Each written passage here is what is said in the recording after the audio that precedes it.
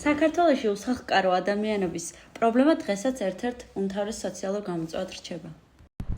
ამ ადამიანებისთვის საკვები და თბილი კერა, საცხოვრებელი სახლი, სადაც იქნებიან მეტად კომფორტულად ვიდრე ქუჩაში, ბევრად მნიშვნელოვანია და მათთვის ეს გულწრფელი ჩვენი სიყვარული და ჩვენი ყურადღება დიდად მისაღებია. საზოგადოებისგან ძირითადად ისინი იგრძნობენ ზიზღს და არა სიბრაულსა და სიყვარულს ან თბილ ქცევასა და ყურადღებას. ასევე ხალხი ფიქრობს, რომ ისინი არიან მატყუარები და უბრალოდ ეზარებათ ყველაფერი და ამისთვის ზიან ქუჩაში.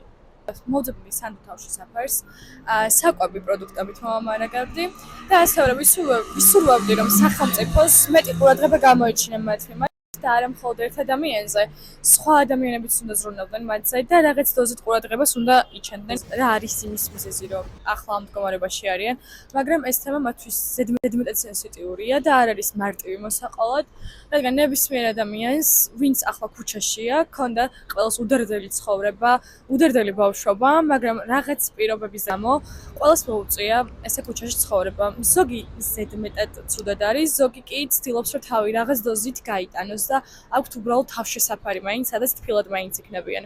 მაგრამ ხალხის მიმართ მათი დამოკიდებულება ხშირ შემთხვევაში და მეტწილად მართალია, როდესაც ფიქრობენ, რომ ისინი იტყუებიან.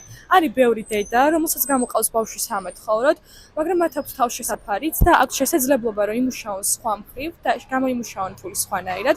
თუმცა ყველანაირად არჩევენ ამ გზას, რომ თუნდაც წყინვაში, თოვლში, წვიმაში იჯდნენ გარეთ და იმეთხოვონ თავიანთ ბავშვთან ერთად და ხალხს მათთვის ეს ნდობა დაკარგული აქვს ზედმეტად.